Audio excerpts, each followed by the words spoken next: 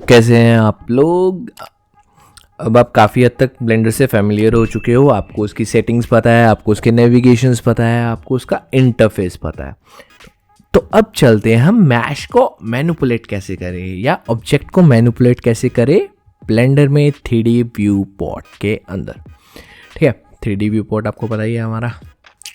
अगर आपने को नहीं पता है तो पिछली वीडियोस देखो पहले, फिर इस वीडियो पे आना है, क्योंकि बहुत सारी चीज़ें इसमें इंटरेस्टिंग होने वाली है। इस वीडियो में मैं बहुत सारे कीबोर्ड की शॉर्टकट यूज़ करने वाला हूँ। तो यहाँ आपको नीचे राइट साइड पे ये आपको क्लिक्स और बटन्स दिख रहे हैं। तो जब भी मैं कीबोर्ड पे कोई बटन दबाऊंगा या माउस पे कोई क्लिक प्रेस करूँगा तो आपको ये यहाँ पे शो हो जाएगा मैं कौन सा क्लिक प्रेस कर रहा हूँ, कौन सा बटन दबा रहा हूँ। तो अगर आप कोई भी कन्फ्यूज़न हो इसको चेक कर लेना। ठीक है, आगे बढ़ते हैं। सबसे पहले ये हमारा जो है एक स्टैटिक क्यूब है। ठीक है, ये हमारा एक स्टैटिक क्यूब है जिसे हम मैश के नाम से भी जानते हैं। ठीक है, बेसिकली मैश होता क्या है, सबसे पहले ये चीज़ देखते हैं। एक मैश ऑब्जेक्ट कोई भी 3D ऑब्जेक्ट हो सकता है जिसे कंप्यूटर रेंडर करता है पॉइंट का यूज़ करके, जिसे हम वर्टिसेस बोलते हैं। ठीक है, और उन पॉइंट्स को जिस तरीके से या जिस माध्यम से जोड़ा जाता है उसे हम एजेस बोलते हैं। ठीक है, उसे हम एजेस बोलते हैं। उन पॉइंट्स को जिस माध्यम से जोड़ा जाता है उसे एजेस बोलते हैं। और जो उसके ऊपर एक फेस ड्रॉ किया जाता है, ठीक है, ताकि वो ओपेक रहे। ओपेक मतलब अपारदर्शी, वो ट्रांसपेरेंट ना हो, उसके आर पार ना देख सकें हम। ठीक है, अब इसका सबसे सही एग्जांपल दिखाने वाला हूँ। ये मैं टैब प्रेस कर रहा हूँ एडिट मोड में आने के लिए। ठीक है, शॉर्टकट की है।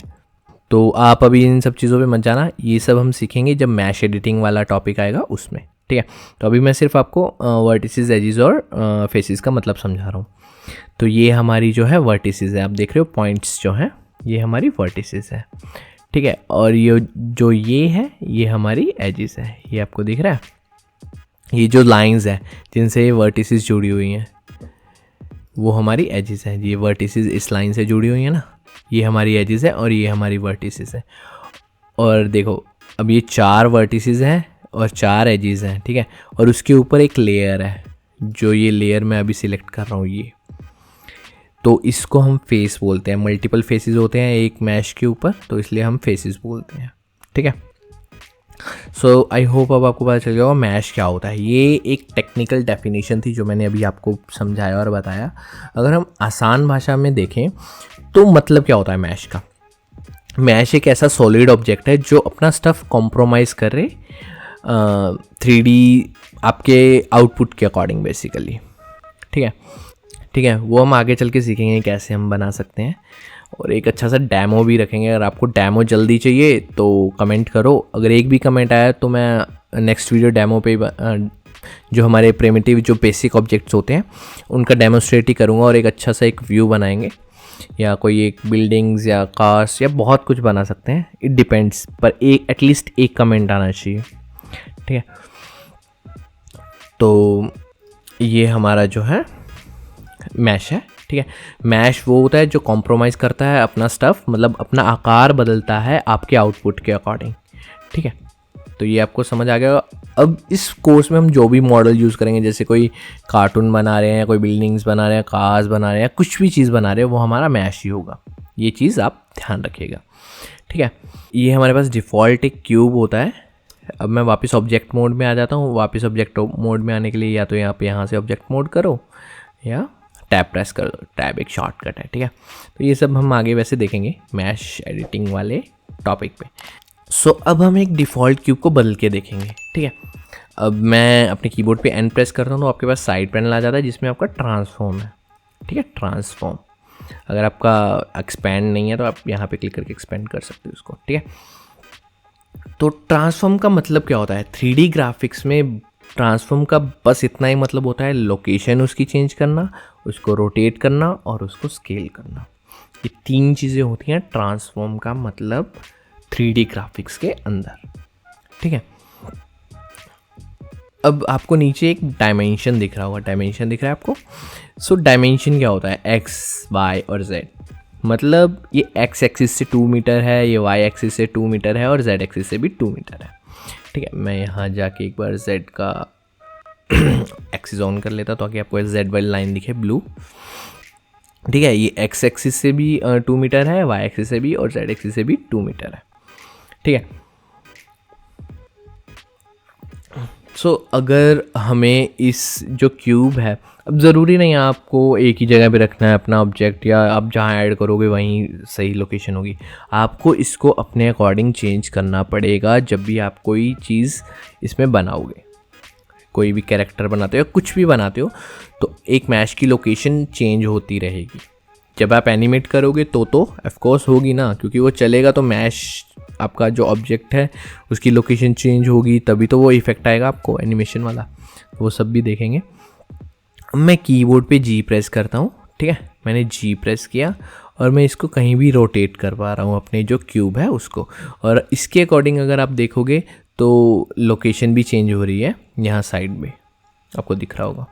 ठीक है, अब जहाँ पे मुझे इसे फिक्स करना है मैं नॉर्मली लेफ़्ट क्लिक करूँगा तो ये लॉक हो जाएगा।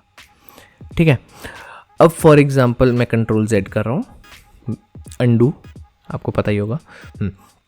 अब मैं G दबा रहा हूँ और अब मुझे रोटेट नहीं करना, मैंने जस्ट चेक करना था, मुझे कैंसिल करना है रोटेशन। यहाँ तो आप कीबोर्ड पे एस्केप दबा सकते हो या माउस का राइट क्लिक दबाओगे तब भी वो चीज़ कैंसिल हो जाएगी। ठीक है, तो अब फॉर एग्ज़ाम्पल आपको लोकेशन चेंज करने का समझ आ गया। जी का मतलब हम ग्रैब बोलते हैं, जिससे आपकी लोकेशन पे इफेक्ट पड़ता है।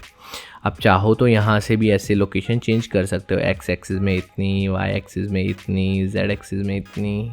ठीक है, आप वो भी कर सकते हो अगर आप चाहो तो, वो भी हम आगे अभी देखेंगे। मैं आपको बहुत सारे शॉर्टकट्स बताऊंगा जिससे आप इजीली इन सब चीज़ों को यूज़ कर पाओ। मैं एक बार ये करता हूँ, जो मेरा ये शॉर्टकट वाला है मैं इसको लेफ़्ट साइड कर लेता हूँ। लेफ़्ट साइड कर दिया ताकि आपको इजीली दिखता रहे राइट साइड में, क्योंकि हमारा पैनल खुलता है तो वो उसके ऊपर ओवरलैप कर जाता है। अब हम इसको रोटेट करते हैं, तो R प्रेस करूँगा मैं अपने कीबोर्ड के बटन पे और इसको मैं रोटेट कर पाऊँगा फ्रीली, चाहे एक्स वाई जेड एक्सिस जैसे हमें चाहिए। ठीक है, मैं जस्ट R प्रेस किया, मैंने अपना क्यूब सिलेक्ट किया। जैसे ही मैं क्लिक करूँगा तो ये ऑरेंज कलर का हो जाएगा आउटलाइन, इसका मतलब ये सिलेक्टेड हो चुका है, ये सिलेक्टेड है, ये हमारा एक्टिव ऑब्जेक्ट है। ठीक है, और मैं इसको R दबाऊँगा तो इसको मैं कैसे चाहूँ वैसे रोटेट कर सकता हूँ। ठीक है, और जैसे मैं लेफ़्ट क्लिक करूँगा तो ये वहीं पे लॉक हो जाएगा। और सेम एज़ इट इज़ मैं कंट्रोल Z करता हूँ और मैं R दबा के इसको रोटेट करता हूँ। अगर मैं राइट क्लिक करता हूँ तो ये वापस जो हम ऑपरेशन परफॉर्म कर रहे होंगे वो कैंसिल हो जाएगा और वापस अपनी ओरिजिनल स्पेस पे आ जाएगा। ठीक है, हमने लोकेशन देख लिया, रोटेशन देख लिया। लोकेशन के लिए G से हम ग्रैब करते हैं, R से रोटेशन चेंज करते हैं। ओके, अब आते हैं स्केल पे। सो मैं कुछ चीज़ें ऐड करना चाहूँगा स्केल के ऊपर सबसे पहले। सो 3D ग्राफिक्स के अंदर जो हमारा साइज़ होता है वो स्केल पे डिपेंड करता है। ठीक है, स्केल के ऊपर हमारा जो है साइज़ डिपेंड करता है, और जो स्केल है वो वर्क करता है डेसिमल सिस्टम के अंदर। एज यू सी, आप यहाँ पे देख रहे हो, जो स्केल है वो डेसिमल सिस्टम के ऊपर वर्क करता है, कोई और डेसिमल सिस्टम के ऊपर वर्क नहीं करता, सिर्फ स्केल डेसिमल सिस्टम के ऊपर वर्क करता है। ठीक है, जब भी आप कोई प्रिमिटिव ऑब्जेक्ट ऐड करते हो अपने जो व्यू पोर्ट के अंदर, तो उसका बाय डिफ़ॉल्ट स्केल क्या होता है, 1 1 1। एक्स एक्सिस, वाई एक्सिस और जेड एक्सिस में 1 1 1 ही होता है उसका डिफ़ॉल्ट स्केल। ठीक है, सो अभी आप देख रहे हो डिफ़ॉल्ट क्यूब है हमारे पास। ठीक है, उसके ऊपर स्केल है 1 1 1 और उसकी जो डायमेंशंस है वो ईच साइड 2 2 मीटर्स है। ठीक है, एक्स एक्सिस, वाई एक्सिस और जेड एक्सिस तीनों पे 2 2 मीटर है। इसका मतलब ये है 2 मीटर लॉन्ग है वो रियल वर्ल्ड में। ये बेसिकली मीटर्स जो हैं ये आपके जो रियल वर्ल्ड की एंटिटी है वो दर्शाता है। अगर आप 3D प्रिंटर से प्रिंट करोगे तो ये ऐसे ही निकलेगा 2 2 मीटर, मतलब 2 metre X axis, 2 metre Y axis और 2 मीटर जेड एक्सिस। तो ये आपका जो रियल वर्ल्ड में जो डायमेंशंस है ये वो दर्शा रहा है, ये जो डायमेंशंस है। ठीक है, सो अब क्या करते हैं, हम इस स्केल को 2 करते हैं। ठीक है, जैसे ही मैंने इस स्केल को 2 किया तो वो ऑटोमेटिकली मल्टीप्लाई हो गया आपके डायमेंशंस के साथ। ठीक है, तो अभी आप देख सकते हो आपके डायमेंशंस कितने हो गए, 4 4 4, मतलब जस्ट उससे डबल। एज यू सी, आप देख सकते हो जस्ट उससे डबल हो गए। ठीक है, अब फॉर एग्जांपल मैं इसे 3 3 3 करता हूँ, सिंपल, क्योंकि अब 3 3 3 से ही समझ पाओगे, क्योंकि 2 से आप नहीं समझ पाओगे इतना परफेक्टली। अब ना आपके ब्लेंडर में एस से स्केल होता है, तो कीबोर्ड में अब आप हर बार यहाँ पे जाके टाइप तो नहीं करोगे, क्योंकि बहुत सारे ऑब्जेक्ट होते हैं, आपको क्विकली एंड फास्टली इन चीज़ों को परफॉर्म करना होता है। तो आप क्या करोगे, आप एस दबाओगे अपने कीबोर्ड पे और नॉर्मली टाइप करोगे 0.5 और एंटर करोगे। बट ये क्या हुआ, ये तो 0.5 मतलब हमारा 25% हो जाना चाहिए था।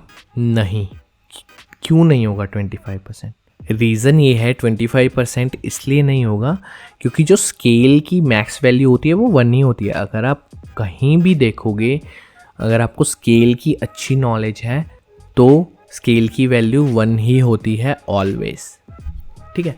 अगर आपको इसको 0.5% पे लाना था तो आपको बेसिकली उसको स्केल करना चाहिए था 0.25, तभी वो कम आता। अगर आप इसको 100 भी स्केल कर लोगे या 90 स्केल करोगे और 0.5 करोगे तो वो 100 का हाफ होगा, क्योंकि जो 90 है आपका स्केल वो ट्रीट हो रहा है 1 की तरह, स्केल 1 की तरह, ठीक है।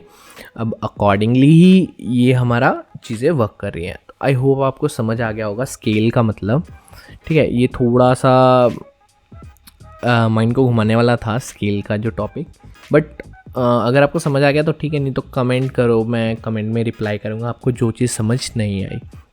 मैं फिर से एक बार क्विकली बता देता हूँ।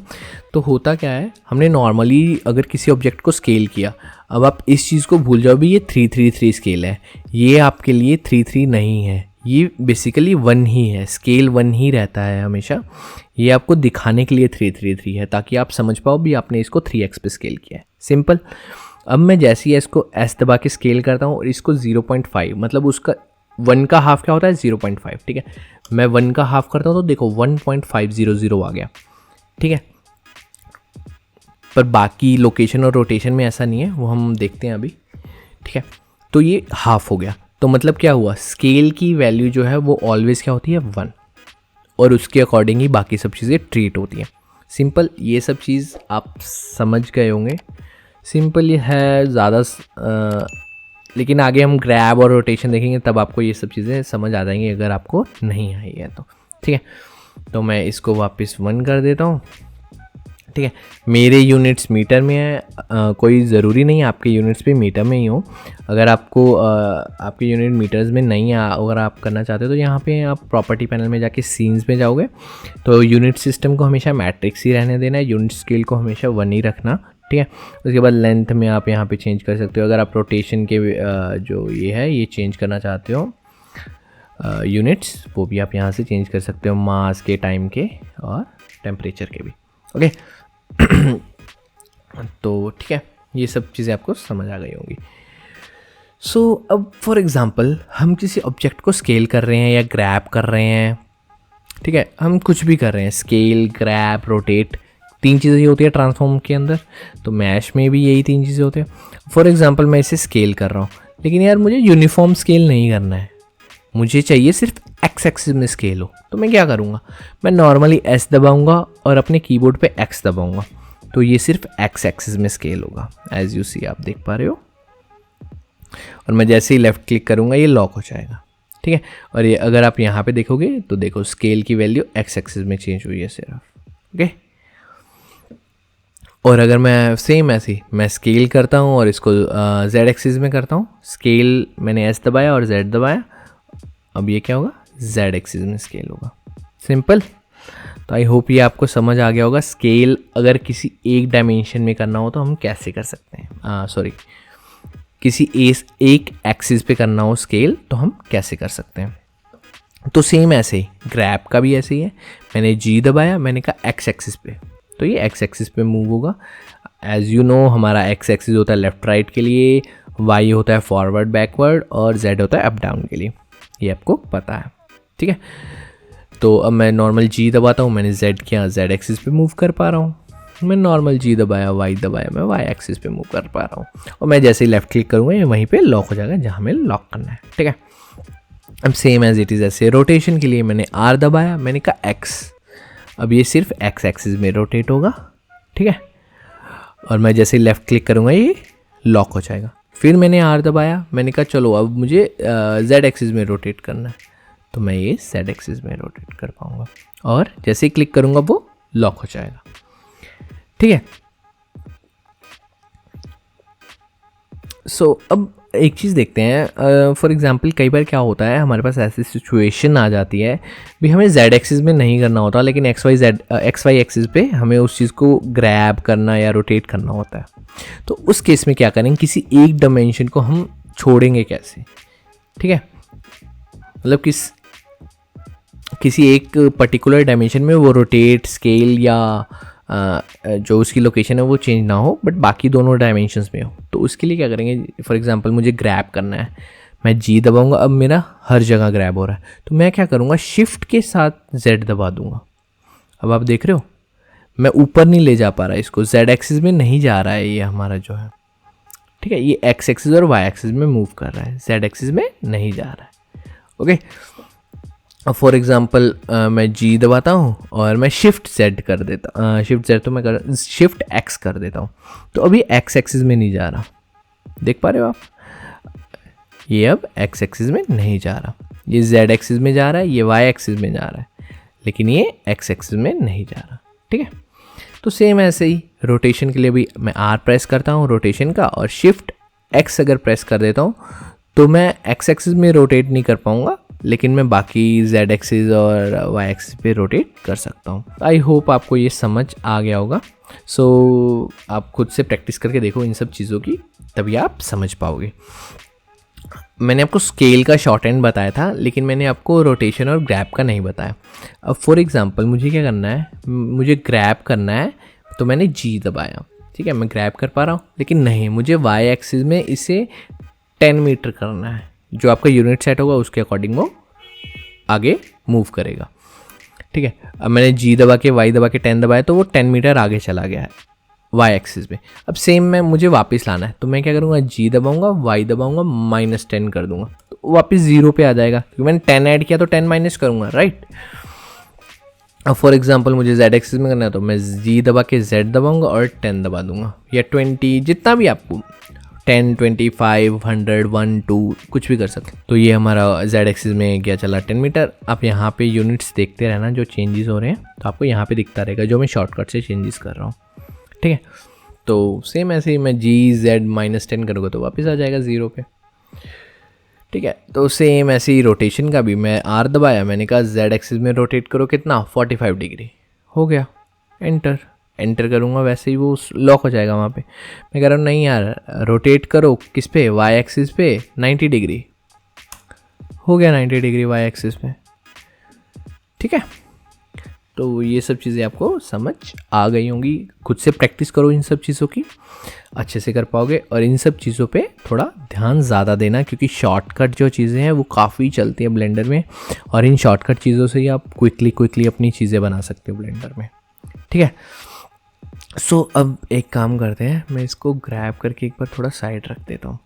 अब आप जो ये मिडल पॉइंट देख रहे हो, जहाँ पे ये तीनों एक्सिस जो है वो आपस में टकरा रही है, ये हमारा सेंटर पॉइंट होता है, ये हमारा सेंटर पॉइंट होता है, जिसका मतलब होता है 0, ठीक है। तो मैं जूम आउट कर लेता हूँ।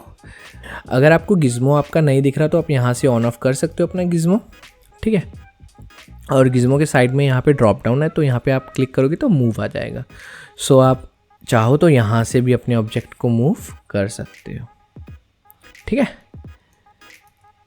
अब एक काम करते हैं, मैं इसको थोड़ा छोटा कर लेता हूँ, बिकॉज काफ़ी ज़्यादा बड़ा है, तो वो ढंग से हम उस पर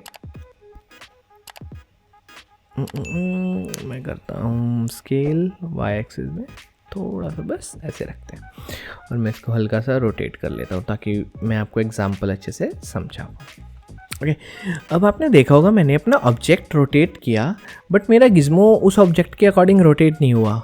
ये हमारे जो मेन एक्सिस है, X axis, Y axis, Z axis, ये उसके ऊपर ही मूव कर रहा है। ये जो हमारा है ग्लोबल स्पेस होता है, global space basically view port में पूरा जितना भी सीन वाला हमारा स्पेस होता है वो ग्लोबल स्पेस होता है। और एक चीज़ आप याद रखिए, ग्लोबल स्पेस कभी रोटेट नहीं होता, क्योंकि अगर रोटेट होगा तो हमारे सीन ख़राब हो जाएगा। कैसे, हमने किसी ऑब्जेक्ट को अपने हिसाब से रोटेट करके हमने सेट किया होगा, और अगर हम ग्लोबल स्पेस को रोटेट कर लेंगे तो वो तो सारी चीज़ें ख़राब हो जाएंगी, राइट।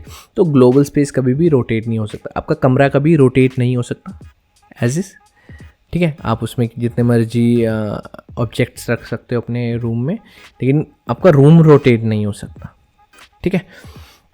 तो सेम एज इट एट से ही जो ब्लेंडर है वो भी एक रूम ही है, उस रूम के अंदर हम अपने ऑब्जेक्ट्स लगाते हैं, ठीक है। तो हम ऑब्जेक्ट्स को रोटेट कर सकते हैं लेकिन हम रूम को रोटेट नहीं कर सकते, सिंपल, ठीक है। तो हम एक फिजिकल एग्जांपल समझते हैं इसका। मैंने अभी इस क्यूब को रोटेट किया था और स्केल किया था, ठीक है। अब मैं इसको स्केल करता हूँ, मैंने एस दबाया, मैंने कहा चलो एक्स एक्सिस पे स्केल करो। तो यार ये तो बहुत गलत हो रहा है, ये तो स्केल ही नहीं हो रहा ठीक से, क्योंकि एक्स एक्सिस तो वो सिर्फ एक डायरेक्शन से स्केल होना चाहिए, राइट। क्यों? क्योंकि अभी एक ग्लोबल एक्सिस पे आपका स्केल हो रहा है। सेम ऐसे ही अगर मैं स्केल करूँगा वाई एक्सिस पे तो ये प्रॉपर पूरा स्केल होगा। क्यों? क्योंकि ये ग्लोबल एक्सिस पे स्केल हो रहा है, इस लाइन पे स्केल हो रहा है, ये रेड वाली लाइन पे जितना आपका क्यूब आ रहा होगा वहाँ से वो स्केल होगा, यहाँ से स्केल होगा जहाँ पे आपकी वाई एक्सिस है, वाई एक्सिस और जेड एक्सिस। अगर आपने अपने क्यूब को रोटेट किया तो वहीं से स्केल होगा जहाँ पे आप एक्सिस की लाइंस जा रही हैं। ये चीज़ याद करने में ईजी होगा, जहाँ से आपके एक्सिस की लाइंस जा रही हैं वहीं से वो चीज़ें स्केल होंगी। बट यार हमें ये नहीं चाहिए। क्यों नहीं चाहिए? क्योंकि यार ये तो बहुत गलत है। हमें तो अपने ऑब्जेक्ट को अगर हमने गलती से एक बार रोटेट कर दिया और हम उससे स्केल नहीं कर पाए तो क्या करेंगे? सो अब हम क्या करेंगे, हम अपने जो एक्सिस है उसको हम लोकल करेंगे। कैसे? यहाँ ऊपर आप देख रहे हो आपको ग्लोबल एक्सिस आ रहा है, यहाँ पे क्लिक करूँगा और मैं लोकल एक्सिस। तो आप देखो अब आपका गिज़्मो क्या हुआ, वो चेंज हो गया अकॉर्डिंग टू आपकी रोटेशन के। आपके ऑब्जेक्ट की जो रोटेशन है उसके अकॉर्डिंग आपका गिज़्मो चेंज हो गया। अगर अब आप एक्स एक्सिस में मूव करोगे तो आप देखो आपका ऑब्जेक्ट कैसे मूव हो रहा है। आपका मेन एक्सिस पे, ग्लोबल वाली एक्सिस पे मूव नहीं हो रहा, आपकी ऑब्जेक्ट की लोकल एक्सिस पे मूव हो रहा है, ठीक है। सो अभी तो हमने यहाँ से क्लिक करके चेंज किया ग्लोबल एक्सिस और local axis, but for example हमें शॉर्टकट की क्या होगी इसको चेंज करने के लिए। तो मैं शिफ्ट दबाता हूँ, शिफ्ट नहीं, मैं स्केल दबाता हूँ और मैं एक्स एक बार प्रेस करूँगा तो ये जाएगा ग्लोबल एक्सिस, मैं दो बार प्रेस करूँगा तो ये जाएगा लोकल एक्सिस। तो अब तो ये स्केल परफेक्टली हो रहा है। तो आई होप आपको समझ आ गया होगा ग्लोबल एक्सिस और लोकल एक्सिस का डिफरेंस क्या है। ग्लोबल एक्सिस जो है हमारे वर्ल्ड के अकॉर्डिंग, मतलब जो हमारा ग्लोबल स्पेस के अकॉर्डिंग चलती है। लोकल एक्सिस हमारे ऑब्जेक्ट के रोटेशन और लोकेशन के अकॉर्डिंग हम उस चीज़ को परफॉर्म कर सकते हैं, चाहे वो ट्रांसफॉर्म में लोकेशन हो, रोटेशन हो या स्केल हो। सेम ऐसे ही अब मुझे ग्रैब करना है। अगर मैं एक बार एक्स दबाऊंगा तो सिंगल एक्सिस, सिर्फ एक्स एक्सिस पे जो ग्लोबल वाली है उस पर ग्रैब होगी। अगर मैं दो बार एक्स दबाऊंगा तो ये देखिए लोकल एक्सिस पे वो चली गई एक्स एक्सिस, ठीक है। तो सेम ऐसे ही रोटेशन का भी ऐसे ही है। अगर मैं रोटेट करूँगा एक्स एक्सिस में तो ये मेरी किस पे रोटेट हो रही है, ये मेरी ग्लोबल एक्स एक्सिस पे रोटेट हो रही है। और अगर मैं दो बार एक्स दबाऊंगा तो ये मेरी लोकल एक्स एक्सिस पे रोटेट हो रही है। आई होप आपको ये जो रोटेट वाला एग्जांपल है ये ज़्यादा अच्छे से समझ आ गया होगा, राइट।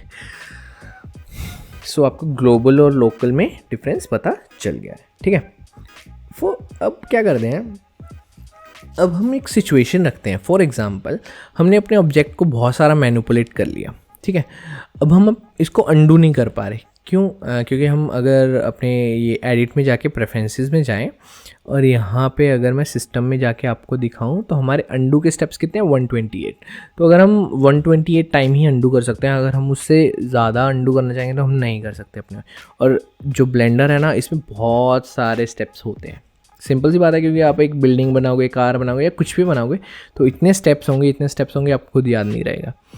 लेकिन कई बार क्या होता है, हम किसी ऑब्जेक्ट को गलती से मूव कर बैठते हैं या हमें उसको वापस उसकी ओरिजिनल जो हमें लोकेशन पे लाना होता है या रोटेशन पे लाना होता है या स्केल पे लाना होता है, तो उस चीज़ को कैसे परफॉर्म करेंगे।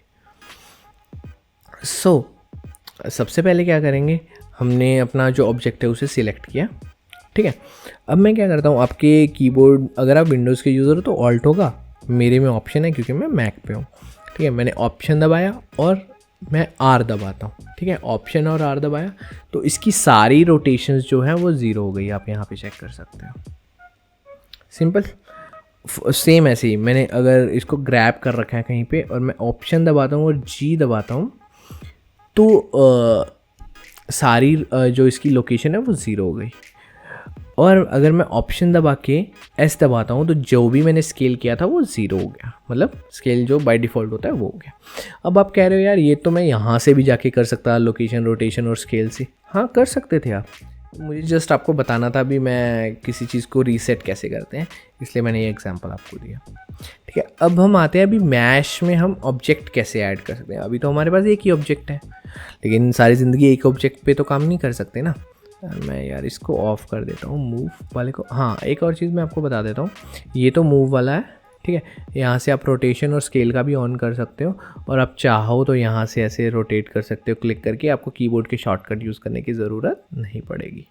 ठीक है, तो मैं इसको रीसेट कर देता हूँ और इसको ऑफ़ कर देता हूँ, क्योंकि मैं शॉर्टकट में ही कंफर्टेबल हूँ। ठीक है, मैं एंड से साइड बार को भी अपनी को बंद कर देता हूँ। ठीक है, अब हमें अगर मैश को ही ऐड करना है अपने 3D व्यू पोर्ट के अंदर, वो कैसे करेंगे।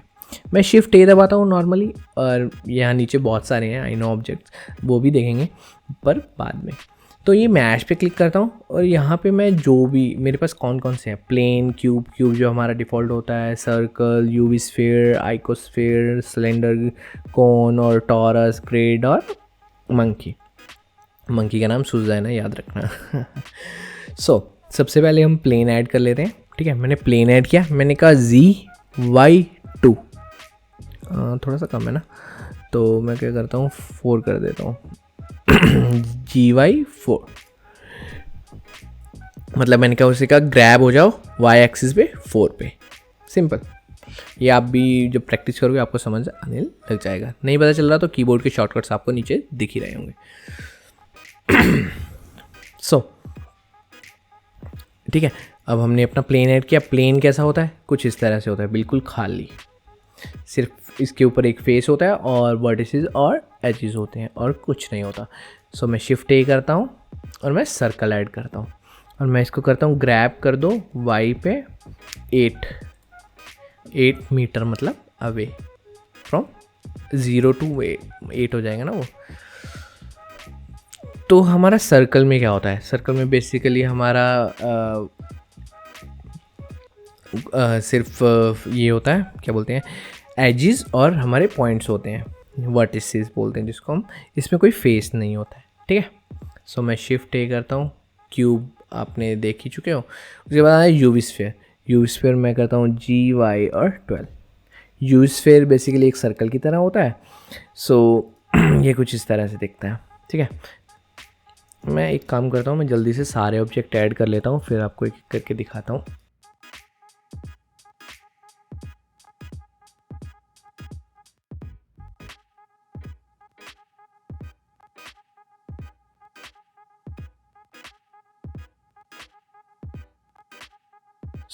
मैंने सारे ऑब्जेक्ट जल्दी से ऐड कर लिए। ठीक है, तो सबसे पहले हमारा है क्यूब, उसके बाद है हमारा प्लेन, ये है हमारा सर्कल, उसके बाद हमारा स्फीयर, और ये है हमारा आइकोस्फीयर, और ये है हमारा सिलेंडर। ठीक है, और ये हमारा कोन है, ये हमारा टॉरस है, ये हमारा मैश है। ठीक है, और ये हमारी सुजैन है ये। ठीक है, मैंने सारे ऑब्जेक्ट ऐड कर दिए। तो यही हमारे पास प्रिमिटिव ऑब्जेक्ट्स होते हैं जो ब्लेंडर में होते हैं। हम इन्हीं को मोल्ड करके अपने अकॉर्डिंग कुछ भी बना सकते हैं। बिल्डिंग्स हो सकता है, किसी का फेस हो सकता है, कोई कैरेक्टर हो सकता है, कुछ भी। तो हमें इन सब चीज़ों को लेके ही उसे बनाना पड़ता है। वो हम आगे चल के देखेंगे ना कैसे बनता है। अब आप देख रहे हो कि प्लेन और ग्रिड में कोई डिफरेंस नहीं है, लेकिन इसमें बहुत बड़ा डिफरेंस है। बेसिकली जो प्लेन है, मैं इसको एडिट मोड में खोलता हूँ तो आप देख सकते हो इसके अंदर सिर्फ 4 वर्टिसेस हैं और 4 एजेस हैं और एक फेस है। ठीक है, और अगर मैं इसको वापस ऑब्जेक्ट मोड में आता हूँ और मैं ग्रिड पे क्लिक करके इसको ऑब्जेक्ट एडिट मोड में खोलता हूँ, तो अब आप देख सकते हो हमारा जो क्या बोलते हैं इसको, ग्रिड है, इसमें बहुत सारे फेसेस और बहुत सारे वर्टिसेस हैं।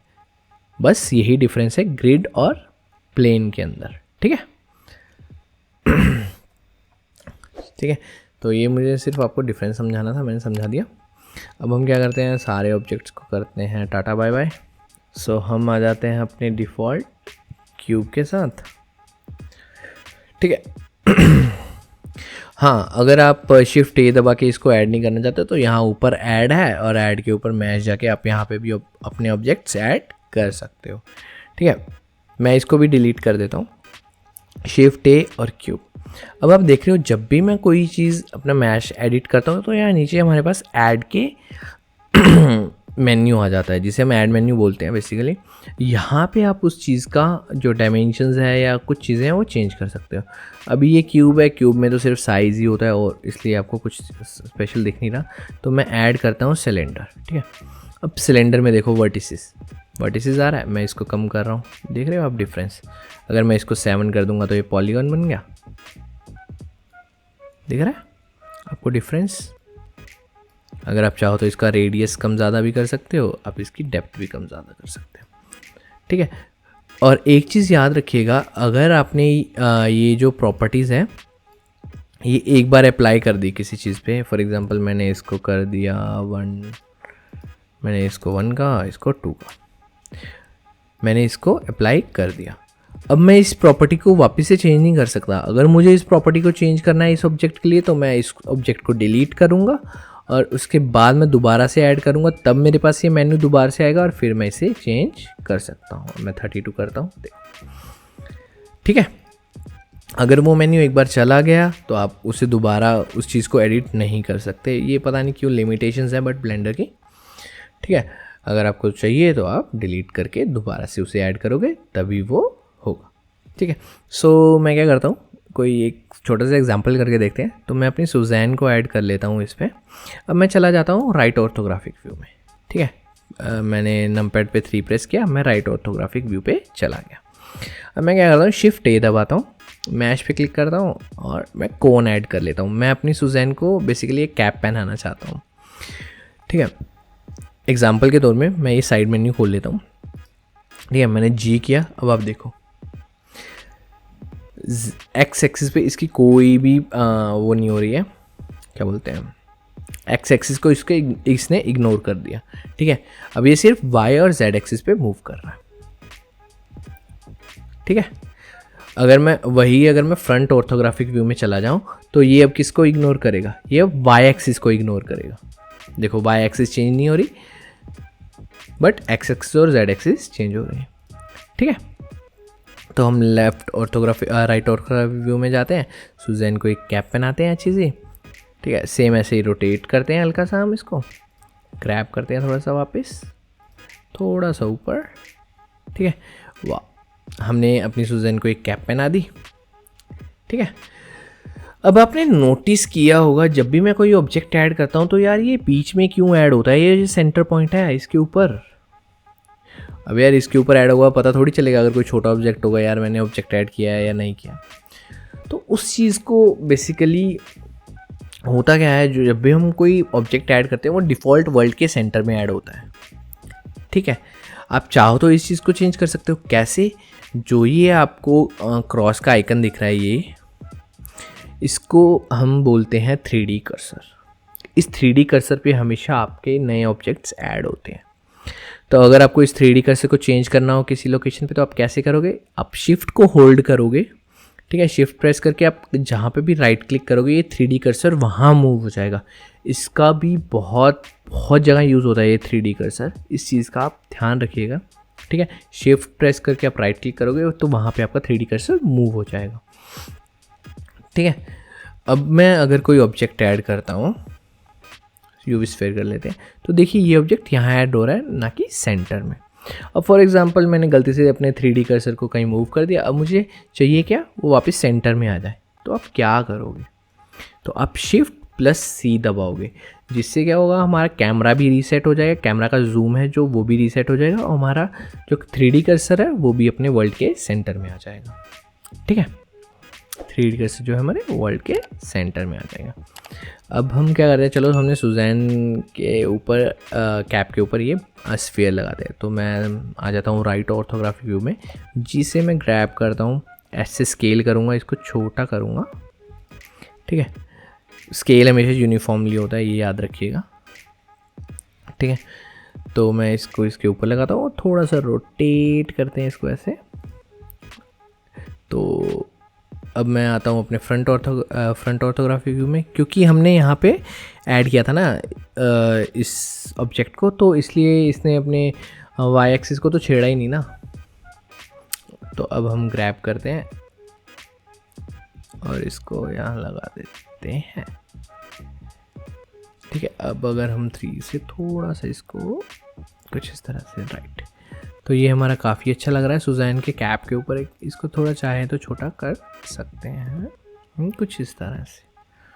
ठीक है, फॉर एग्जांपल आपको इसके डुप्लीकेट्स बनाने, आप क्या करोगे, आप ऑब्जेक्ट सिलेक्ट करोगे। फॉर एग्जांपल आपको स्फीयर का डुप्लीकेट बनाना है या सुजैन का डुप्लीकेट, या आपका कोई भी ऑब्जेक्ट आपने कस्टम बनाया है उसका डुप्लीकेट बनाना है, तो मैं शिफ्ट और डी प्रेस करूँगा और जैसे ही इसको ड्रैग करूँगा तो इसका डुप्लीकेट बन जाएगा। और अगर मैं शिफ्ट डी प्रेस करके अगर एक्स दबा दूंगा तो ये एक्स एक्सिस में इसका डुप्लीकेट आएगा। शिफ्ट डी दबा के अगर मैं वाई एक्सिस कर देता हूँ, वाई एक्सिस में इसका डुप्लीकेट जाएगा। वो आपको जैसी सिचुएशन आएंगी आपको उसके अकॉर्डिंग इसको करना पड़ेगा। ठीक है, जिस और फॉर एग्ज़ाम्पल ये हमारी सुजैन है, ये यहाँ पे आपको दिख रहा है। ठीक है, एक और सुजैन का भाई आ गया था। ये हमारी सुजैन है, ये हमारा स्फीयर है, ये हमारा कौन है। इनको हम नाम देना चाहें तो कैसे दे सकते हैं, या तो आप सुजैन के ऊपर डबल क्लिक करो, यहाँ पे कोई भी नाम टाइप करो, सुजैन को वो नाम मिल जाएगा। बेसिकली हम ब्लेंडर में ना हर ऑब्जेक्ट का अलग नाम होता है, सेम नाम नहीं हो सकता है। ठीक है, इसलिए जैसे ही मैं स्फीयर का डुप्लीकेट करता हूँ तो वो ऑटोमेटिकली स्फीयर डॉट 001 कर देता है, और इसका डुप्लीकेट करूँगा तो स्फीयर डॉट 002 कर देगा। तो ऐसे ही वो बढ़ाता जाएगा चीज़ों को। ठीक है, लेकिन वो सेम नाम नहीं रख सकता। अगर आपको नाम चेंज करना है ताकि आप ऑब्जेक्ट को इजीली डिफाइन कर पाओ भी, यार ये क्या है क्या नहीं है, तो यहाँ पे आप देख सकते हो, जैसे कैप, मैं कौन को दे देता हूँ कैप, सुजैन हमारी सुजैन ही रहेगी, कैप टॉप करके दे देता हूँ। नेमिंग कन्वेंशन भी काफ़ी इंपॉर्टेंट है, वो हम आगे देखेंगे जब हम बोन्स वगैरह पे काम करेंगे। ठीक है, तो ये कैप और कैप टॉप दे दिया, तो यहाँ पे मुझे पता चल रहा है अच्छा ये कैप टॉप है, ये कैप है। अगर मैं चाहूँ तो राइट साइड से भी यहाँ पे क्लिक करके मैं डायरेक्ट अपना ऑब्जेक्ट सिलेक्ट कर सकता हूँ। ठीक है, और फॉर एग्जांपल मैंने अपना कोई ऑब्जेक्ट सिलेक्ट किया, मुझे नहीं यहाँ पे मिल रहा है, यहाँ पे हमारे 100 ऑब्जेक्ट हैं, तो मैं क्या करूँगा, मैं अपना ऑब्जेक्ट सिलेक्ट करूँगा, मैं अपना कीबोर्ड पे F2 दबाऊँगा और यहाँ पे मैं इसका नाम चेंज कर सकता हूँ। मैं लिख देता हूँ सुजैन कैप सिंपली, तो यहाँ पे रीनेम होके वो आ जाएगा। तो ये तो छोटा सा था, बस आपको रीनेम करने का, ऑब्जेक्ट कैसे रीनेम करते हैं वो बताना। अब मैं आपको बताता हूँ ऑब्जेक्ट को डिलीट करना हो तो कैसे करते हैं। मैंने कहा चलो मुझे स्फीयर नहीं चाहिए, मुझे कैप का टॉप नहीं चाहिए, या तो आप अपने कीबोर्ड पे डिलीट प्रेस करो। ठीक है, अगर आपके कीबोर्ड पे डिलीट नहीं, मैक पे डिलीट नहीं चलता है। अगर आप मैक का डिलीट बेसिकली कीबोर्ड के बैक स्पेस के बराबर होता है, इसलिए वो नहीं चलता है। अगर आपके पास कीबोर्ड है तो उस पर डिलीट प्रेस करोगे, डिलीट हो जाएगा। नहीं तो आप कीबोर्ड से एक्स प्रेस करोगे और वो पूछेगा यू वांट डिलीट, यस, और एंटर दबाओगे, ओके हो जाएगा और वो डिलीट हो जाएगा। ठीक है, अब फॉर एग्जांपल हम मल्टीपल सिलेक्शन कैसे कर सकते हैं अपने ऑब्जेक्ट्स का। अभी तो हमने एक ही ऑब्जेक्ट सिलेक्ट करते हैं, तो ये एक्टिव ऑब्जेक्ट होता है, मैंने पहले भी आपको बताया, जो ये ऑरेंज बाउंड्री होती है ये हमारा एक्टिव ऑब्जेक्ट होता है। ठीक है, अब मल्टीपल ऑब्जेक्ट्स कैसे ऐड कर सकते हैं। आपके पास 2 ऑप्शंस हैं, दो नहीं, आपके पास 2-3 ऑप्शन है। फर्स्ट, आपने एक ऑब्जेक्ट को सिलेक्ट किया, आपने अपने कीबोर्ड पे शिफ्ट को होल्ड किया और आपने दूसरा ऑब्जेक्ट सिलेक्ट किया। तो ऐसे ही अगर आपके बहुत सारे होंगे तो आप ऐसे अलग अलग ऑब्जेक्ट सिलेक्ट कर सकते हो, तो वो एक साथ सिलेक्ट होते जाएंगे। और आप कंट्रोल जे दबाओगे तो वो जॉइन हो जाएंगे। मेरे में कमांड जे था, आप में कंट्रोल जे होगा। ठीक है, कंट्रोल जे दबाओगे तो वो जॉइन हो जाएगा। ठीक है, विंडोज़ यूज़र के लिए, और मैक के लिए है कमांड जे। अब आप देख रहे हो ये जॉइन हो गया, यहाँ से ऑब्जेक्ट चले गए 2 जो अलग अलग थे, सुजैन कैप और सुजैन। ठीक है, और मैंने जैसे कमांड जे दबाया तो ये देखो आपका हाईलाइट भी चेंज हो गया, अलग अलग हाईलाइट हो रहा था पहले, अब वो एक ही में आ गया है। ठीक है, तो किसी भी 2 ऑब्जेक्ट को ज्वाइन करने के लिए आपको कमांड जे दबाना है मैक के लिए और कंट्रोल जे दबाना है विंडोज़ यूज़र के लिए। ठीक है, अब जब हम इन सब चीज़ों पे बात करें तो हम सिलेक्शन का ऑर्डर भी देख ही लेते हैं। तो सिलेक्शन ऑर्डर क्या होता है ये तो हम एग्जांपल करके देखेंगे। ठीक है, तो मैं शिफ्ट ए दबाता हूँ, मैं नॉर्मली एक स्फीयर ऐड कर, मैं सेम कंट्रोल जेड दबाता हूँ, हमने स्फीयर पहले ऐड कर रखा था ना, राइट, हाँ ये वाला। तो ये हमारी सुजैन की कैप का टॉप है, ठीक है। तो अब सिलेक्शन का ऑर्डर क्या होना चाहिए? अब आपने एक जो ऑरेंज वाला आपको आउटलाइन दिख रही है, इसका मतलब होता है एक्टिव ऑब्जेक्ट। और जैसे ही आप शिफ्ट दबा के कोई दूसरा ऑब्जेक्ट सिलेक्ट करते हो तो वो आपका हो जाता है, जैसे ये वाला सिलेक्टेड हो गया और ये वाला आपका हो गया नॉर्मल, सॉरी, ये जो ऑरेंज वाला है ये आपका एक्टिव ऑब्जेक्ट हो गया और जो ये रेड वाला है ये आपका सिलेक्टेड ऑब्जेक्ट हो गया, ठीक है। एक चीज़ याद रखिएगा, ब्लेंडर हमेशा आपके सिलेक्टेड ऑब्जेक्ट को एक्टिव ऑब्जेक्ट के साथ जोड़ता है, मतलब ज्वाइन करता है जब भी आप ज्वाइन करते हो, ठीक है। और जब भी वो ज्वाइन करता है आपके एक्टिव ऑब्जेक्ट के साथ, तो जो वो ऑब्जेक्ट होता है वो जो उसका ओरिजिन होता है जिसे हम पीवट पॉइंट बोलते हैं, वो क्या होता है? एक्टिव ऑब्जेक्ट का हो जाता है। मतलब पीवट पॉइंट जो है वो एक्टिव ऑब्जेक्ट का रहता है, ठीक है। सो चलो एग्जांपल करके देखते हैं, तभी समझ आएगा, ऐसे नहीं आएगा क्योंकि सही में थोड़ा सा कन्फ्यूज़न होता है ये सब चीज़ें। अब मैंने स्टार्टिंग में क्या किया, मैंने अपने स्फीयर को ऐड किया, सिलेक्ट किया, और मैंने अपने सुजैन की कैप को सिलेक्ट किया। अब देखो मेरा सिलेक्टेड ऑब्जेक्ट कौन सा है? ये रेड वाला। मेरा एक्टिव ऑब्जेक्ट कौन सा है? ये ऑरेंज वाला।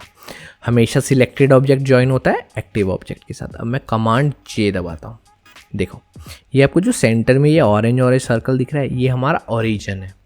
ओरिजिन बेसिकली क्या होता है? एक ऑब्जेक्ट का सेंटर पॉइंट होता है। आप उसे चेंज भी कर सकते हो फ्यूचर में, जिससे वो ऑब्जेक्ट अपने जो कंट्रोल्स है वो करता है।